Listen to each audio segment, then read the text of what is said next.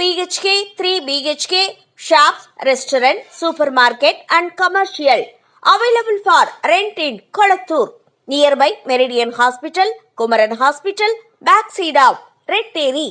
Please contact 9034555554. Baakiyalakshmi தொடர்ல செலியன் கதாபாத்திரத்தில் நடிச்சவர் தான் நடிகர் ஆர்யன். அந்த தொடருக்கு அப்புறமா ஜீ தமிழ்ல ஒளிபரப்பாகி கொண்டிருக்கும் மீனாட்சி பொண்ணுங்க தொடர்ல மூலமா கதாநாயகனா அறிமுகமாயிருக்காரு. ரசிகர்கள் மத்தியில அந்த தொடர் குறித்த விவாதங்களும் அதற்கான வரவேற்புகளும் பரவலா இருந்திருக்கு. கதாநாயகியாக முதல்ல கமிட் ஆன நடிகை மோக்ஷிதா அந்த தொடர்ல இருந்து விலகி அவருக்கு பதிலாக நடிகை சௌந்தர்யா அந்த தொடர்ல கதாநாயகியா கமிட் ஆனாங்க.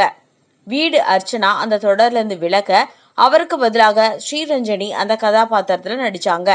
கிட்டத்தட்ட 600 எபிசோடுகளை கடந்துள்ள நிலையில் தற்போது அந்த தொடர் முடிவுக்கு வர உள்ளது. ஆர்யன் அவருடைய இன்ஸ்டா பக்கத்துல விரைவில் இந்த தொடர் முடிவடை இருக்கிறது அப்படின்ற தகவலை பகிர்ந்திருக்காரு.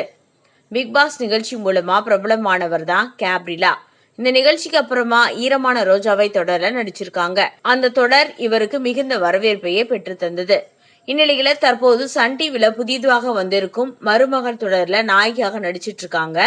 வருணன் என்கிற திரைப்படத்தின் மூலமாக வெளித்திரையில கேப்ரிலா என்ட்ரி ஆனாங்க. 3 படங்கள்ல ஸ்ருதிஹாசனின் தங்கை கதாபாத்திரத்துல இவங்க நடிச்சாங்க. தற்போது இவர் முக்கிய கதாபாத்திரத்துல நடிக்கும் திரைப்படம் விரைவில் வெளியாக உள்ளதுன்னு சொல்றாங்க. இதுக்கு ரசிகர்கள் வாழ்த்து தெரிவிச்சுட்டு வர்றாங்க.